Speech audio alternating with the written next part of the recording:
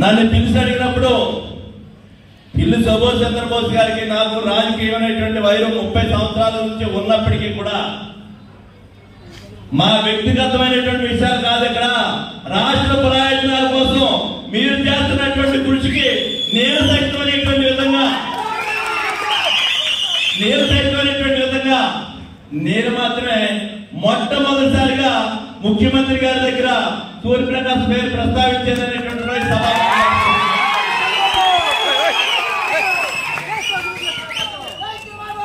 మరి మన మీద ఉన్నటువంటి నమ్మకంతో సూర్యప్రకాశ్ గారిని ఈ రోజుని మరి ఆయన అభ్యర్థిగా ప్రకటించారు. మన నమ్మకాన్ని మరి ఇక్కడ బోస్ గారు అపాయమైనప్పటికీ కూడా మేమిద్దరం కూడా మాకుండేటువంటి రాజకీయ వైరం అయినటువంటిది రాజకీయ పరమైనటువంటి వైరమే కానీ వ్యక్తిగతంగా వైరంగా ఉండవలసినటువంటి అవసరం లేదు. వ్యక్తిగతంగా వైరంగా ఉండి రాజకీయ పరంగా వైరంగా ఉన్నప్పుడు ఉన్నటువంటి ఇబ్బందులు చూసాం. ఈ రోజు ఇద్దరు కలిసి పనిచేస్తున్నటువంటి పరిస్థితులు కూడా చూస్తున్నాం. ఈ రెండు చూసినటువంటి వాళ్ళు మాకు ప్రజలందరూ సుఖంగా సంతోషంగా ఉండటం కావాలంటే మా వ్యక్తిగతమైనటువంటి స్వార్థం కాదు అనేటువంటి మరొకసారి మీ సందర్భంగా మనం చెప్తున్నాం.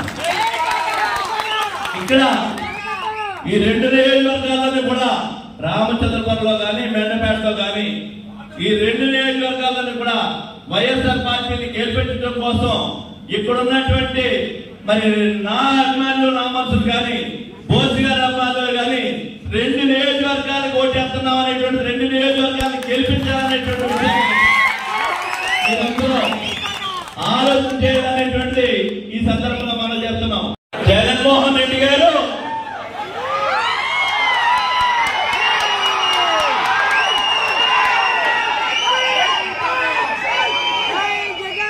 నేను సిద్ధం, మీరు సిద్ధం అని అడుగుతున్నాను. మరి ఈ రోజు కూడా రామచంద్రపురం నియోజకవర్గ తోట త్రిమూర్తుల అభిమానులు పిల్లి సుభాష్ చంద్రబోస్ గారి అభిమానులు మీరు సిద్ధమా అని అడుగుతున్నాను. రామచంద్రపురం నియోజకవర్గంలో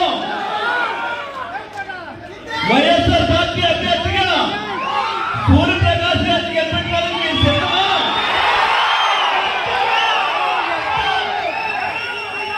చాలా సంతోషం. మరి ఈ సభకి సభాధ్యక్షులలో ఉన్నటువంటి మా గ్రామ ప్రథమ పౌరాలు మరి సర్పంచ్ గారికి ఈ సభకి ఈ గ్రామంలో జరుగుతున్నటువంటి ఈ సభకి ఒక చారిత్రాత్మకమైనటువంటి ఈ సభకి ఒక మహిళగా నా గ్రామ సర్పంచ్ అధ్యక్షత వహించాలనేటువంటి చాలా సంతోషంగా ఉందనేటువంటి మనం చెప్తున్నాం. సర్పంచ్ గారికి అదేవిధంగా మరి ఈ కార్యక్రమానికి మరి మనందరి యొక్క ఆహ్వానం మేరకు వచ్చినటువంటి మరి రాజ్యసభ సభ్యులు పిల్లి సుభాష్ చంద్రబోస్ గారికి హృదయపూర్వకమైనటువంటి ధన్యవాదాలు. అదేవిధంగా మన పార్లమెంట్ సభ్యురాలు మీ అందరికీ తెలుసు 5 సంవత్సరాలుగా మన నియోజకవర్గానికి సేవ చేసినటువంటి చింత అనురాధ మేడం గారికి మరి రాజోలు శాసనసభ్యుడిగా రేపు మీ అందరి ఓట్లతోటి పార్లమెంట్కి వెళ్ళబోతున్నటువంటి రాపాక వరప్రసాద్ గారు కూడా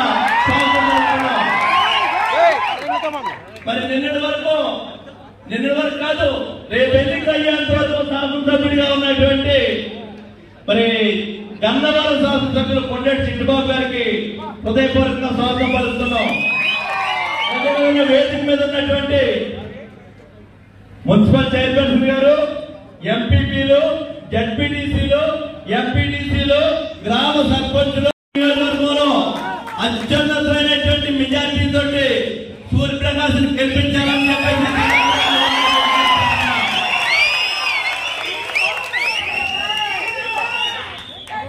సరే మీరందరికీ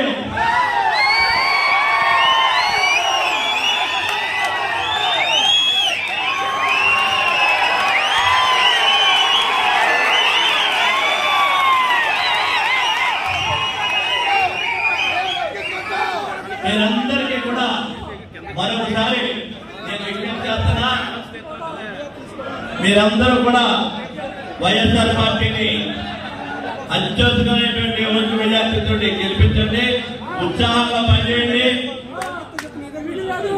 పోటీ చేసే వ్యక్తుల మధ్య ఉన్నటువంటి వ్యత్యాసాన్ని మాత్రం చూపించి, జగన్మోహన్ రెడ్డి గారి అభివృద్ధి చూపించి, ఇక్కడ బోస్ గారిని నన్ను చూపించి ఓటేడితే ఖచ్చితంగా గెలవడానికి ఏమాత్రం అనుమానం లేదనేటువంటి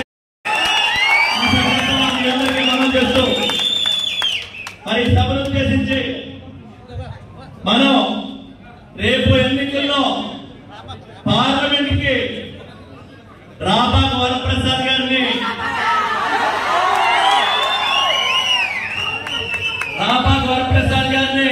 రాజోలు శాసనసభ్యుడు, ఈయన కూడా మా అందరికీ కూడా ఎప్పటి నుంచో పరిచయస్తుడు, రాజకీయాల్లో ప్రజల్లో ఉండేటువంటి వ్యక్తి అయినా తప్పకుండా పార్లమెంట్ కి మరి రాపాక వరప్రసాద్ గారు కూడా గెలిపించవలసిన కోసం 2 ఓట్లు ఇస్తాం. ఒకటి ఎమ్మెల్యే ఓటు, ఒకటి ఎంపీ ఓటు, 2 ఓట్లు వేసి గెలిపించవలసిన కోరుతున్నా. మరి ఈ రోజు వరకు తూర్పుగోదావరి జిల్లా రాజకీయాన్ని ఒకసారి చూస్తుంటే పార్టీల కన్నా కులాల ప్రభావం ఎక్కువగా ఉంటుంది. మనందరూ కూడా పైన ఒప్పుకున్నా ఒప్పుకోకపోయినా, నమ్మినా నమ్మకపోయినా అంగీకరించవలసినటువంటి హక్కు సత్యం, దాంట్లో అనుమానం ఏంటంటే. కానీ దయచేసి కోరేది ఏంటంటే, ఏ అభ్యర్థికైనా తన కులం తనకు బేస్, ఓన్లీ ఫౌండేషన్ మాత్రమే. స్ట్రక్చర్ చాలా మంది కాదు, కానీ నాయకులు ఎవరైనా స్ట్రక్చర్ని చూసుకుని బేస్ని మర్చిపోవడం, బేస్ని చూసుకుని స్ట్రక్చర్ని మర్చిపోవడం, అలా మర్చిపోయినట్టయితే వాళ్ళు చిరకాలం రాజకీయాలను మనుగడ సాగించలేదు. ఖచ్చితంగా రాజకీయాలు మనుగడ సాగించాలంటే మిమ్మల్ని అందరినీ కోరేది ఒకే ఒకటి, కులం ఎప్పుడు కూడా అభ్యర్థి ముందు నడవకూడదు. కులం ఎప్పుడు అభ్యర్థి ముందు నడవకూడదు, అభ్యర్థి వెనకాల నడవకూడదు. అలా నడిస్తే ఆ అభ్యర్థులు ఖచ్చితంగా గెలుస్తారు, దాంట్లో ఏ విధమైన సందేహం లేదు. అంటే అంటే అభ్యర్థి ఏ కులానికి చెందినవారో వారు కొంచెం తగ్గి మనం సమాజంలో మనం మసలుకున్నట్లయితే ఖచ్చితంగా మిగతా వారందరికీ కూడా అది మనం స్వాగతిస్తారు. దాన్ని మాత్రం దయచేసి ఎప్పటికీ కూడా మర్చిపోవద్దు అనే సందర్భంగా మీ అందరికీ కూడా మనం చేస్తున్నాం. అనేక ఉదాహరణలు ఉన్నాయి, వేద వర్గాలు ఉంటాయి. కానీ నేను చూస్తున్న చాలా వరకు చెప్పిన ఉదాహరణ, 2 వైద్య వర్గాలు ఒకే పార్టీకి పనిచేసిన వారు వేరు శిబిరాలు పెట్టుకున్నారు తప్ప ఇటువంటి చారిత్రాత్మకమైనటువంటి సభ జరిగిన సంఘటన నేను చూడలేదు. ఉదాహరణ చెప్తాను. 1977 ఎన్నికల్లో మన తూర్పుగోదావరి జిల్లాలోనే పేరెన్నికైనటువంటి 5 వర్గాలు ఉంటాయి. ఒకటి స్వర్గీయ శ్రీ రాయవరం మున్సిపల్ గారు అయితే, రెండవది స్వర్గీయ శ్రీ ఎస్బీబీకే పట్టాభరామారావు. ఇద్దరు కూడా కాంగ్రెస్ పార్టీలో ఉన్న ఆ ఎలక్షన్లో పట్టాభరామారావు రాయవరం మున్సిపల్ గారు సపోర్ట్ చేస్తూ వేరే శిబిరాలు పెట్టుకున్నారు తప్ప కలిసి శిబిరాలు పెట్టుకున్న సంఘటన నేనైతే చూడలేదు. అప్పుడే నేను రాజకీయాల్లో ప్రవేశించాను.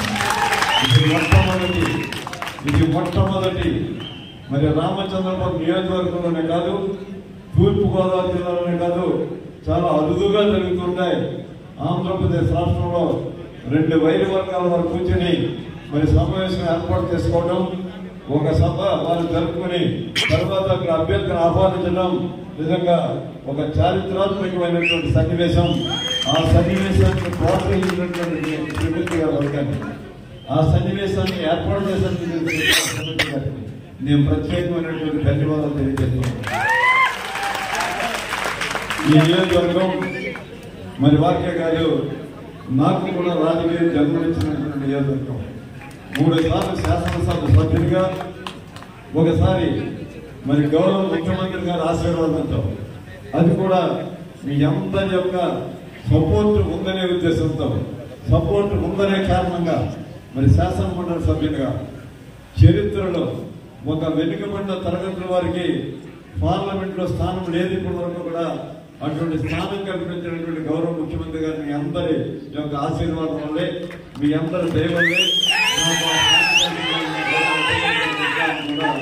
ఒకసారి నేను ప్రశంసించబడినటువంటి సమయం సందర్భం కూడా.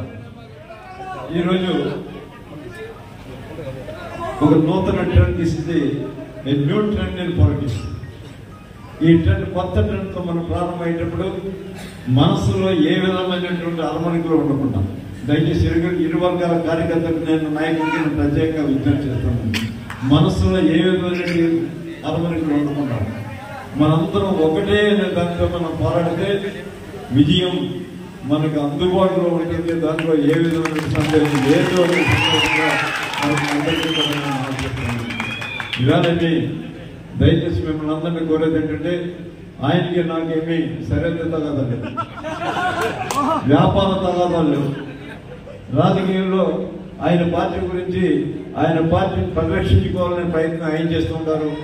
గెలిచినా ఓడినా, రాజకీయాల్లో ఉన్నా లేకపోయినా, మరి రాజకీయాల్లో నేనున్న పార్టీని పరిరక్షించుకోవాలనే తాపత్రయంతో నేను ఉంటాను. అది తప్పని మాత్రం ఏ కార్యకర్త కానీ ఏ నాయకుడు కానీ తప్పని భావించను. దయచేసి మరి మనందరం ఒక ఆత్మీయ సమావేశం ఇక్కడ పెట్టుకున్నప్పుడు దయచేసి ఏ విధమైనటువంటి అరమరికలు లేకుండా దయచేసి కలిసిమెలిసి ఉండే ప్రయత్నం చేయండి అని మనందరినీ కూడా నేను కోరుతున్నాను. మరొక ప్రధానమైన విషయం ఏంటంటే,